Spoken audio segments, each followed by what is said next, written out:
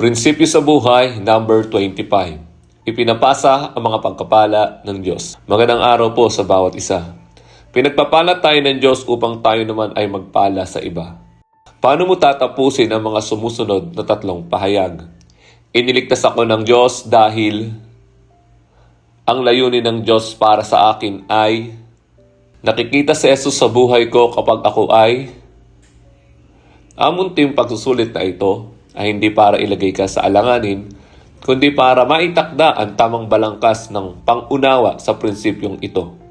Una, iniligtas ako ng Diyos dahil mahal niya ako. Ang tanging dahilan kung bakit isinugo ng Diyos ang kanyang anak sa sanlibutan ito upang mamatay para sa ating mga kasalanan ay dahil mahal niya tayo. Kapag kinikilala natin ang ating kasalanan at ang ating pangangailangan sa isang tagapagligtas, pinatatawad niya tayo. Binibigyan ng buhay na walang hanggan at ipinagkakaloob ang kaloob ng kanyang Espiritu Santo mula sa kanyang di masusukat na pag-ibig at biyaya. Wala ng ibang dahilan.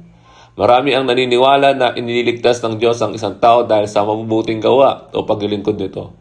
Ngunit malayo ito sa katotohanan. Walang anumang uri o dami ng paglilingkod ang makapagbibigay sa atin ng kaligtasan. Malinaw itong sinabi ni Apostol Pablo, sapagkat sa biyaya kayo'y naligtas sa pamamagitan ng pananampalataya at ito'y hindi sa inyong sarili, ito'y kaloob ng Diyos, hindi sa pamamagitan ng mga gawa, upang ang sino man ay huwag magmapuri. Efeso 2:8-9. Kahit ang pananampalataya na ating ginagamit upang maniwala sa kapatawaran at kaligtasan ng Diyos ay isang banal na kaloob na nagmumula sa kanyang pag-ibig. Mahalagang maunawaan ito. Ang anumang bagay na ating ginagawa ay tugon lamang sa mga kaloob ng Diyos. Kaligtasan, buhay na walang hanggan, at Espiritu Santo, hindi kailanman upang kitain o marapatin ang kaligtasan. Iniligtas ka at ako ng Diyos upang magsilbi tayong patotoo sa iba ng kanyang pag-ibig at awa na gumagawa sa loob at sa pamamagitan ng buhay ng tao.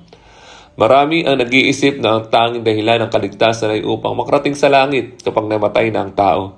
Bahagi iyon ng plano ng Diyos, ngunit hindi iyon ang tanging dahilan. Iniligtas tayo ng Diyos upang ipakita natin ang kanyang likas na tayo ay maging kanyang mga tao sa mundong ito. Gumagawa ng mga gawa na gagawin ni Jesus kung siya ay nasa mundong ito na nabubuhay sa ating panahon at sa ating kalagayan. Nais niyang ipahayag ang kanyang karakter sa pamamagitan ng ating personalidad at mga kaloob. Kapag hinayaan natin kumilos ang Espiritu Santo sa atin at sa pamamagitan natin patungo sa iba, nagiging daluyan tayo ng kanyang pag-ibig na may gawa. Ipinapakita natin ang kanyang habag, pag-ibig at awa sa iba. At sa paggawa nito, tayo ay nagiging kanyang mga saksi. Nagbibigay tayo ng karangalan at kaluwalhatian sa kanya. Pangatlo, nakikita siya sa buhay natin kapag naglilingkod tayo tulad ng kanyang paglilingkod. May mga nag-iisip na ang isang tao ay pinakakatulad ni Jesus kapag siya ay nangangaral tulad niya, nagtuturo tulad niya, nagpapagaling tulad niya, o gumagawa ng mga himala tulad niya. Nakatuon sila sa panlabas na anyo ng ministeryo. Ngunit kailangan nilang tingnan ang higit pa sa panlabas ang motibasyon ng buhay ni Jesus. Ang motibasyon iyon ay palaging pag-ibig. Nangangaral, nagtuturo, nagpapagaling at gumawa ng mga himalases upang tulungan ang iba. Hindi upang itaas ang kanyang sarili. Ibinuhos niya ang kanyang buong buhay upang ang iba ay maligtas.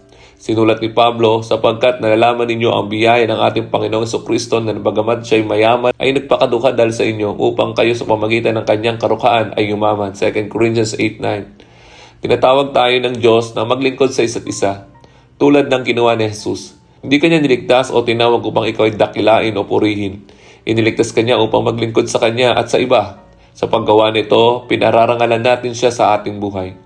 Ang pinakamahalagang bagay na maaari mong gawin bukod sa pagtanggap kay Kristo bilang tagapagligtas ay ang ialay ang iyong buhay sa Kanya at hayaan siyang manguna sa iyo araw-araw.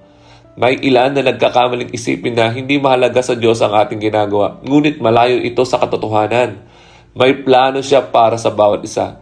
Kapag pinili nating lumakad sa pananampalataya, ipapakita niya ito sa atin at ang planong iyon ay laging may kasamang paglilingkod at buong pusong pag-aalay sa Kanya at sa mga taong inilalagay niya sa ating buhay. Namahal tayo ng Diyos upang mahalin din natin ang iba. Pinagpapala niya tayo upang tayo naman ay magpala sa iba. Iyan ang tunay na kahulugan ng buhay Kristiyano.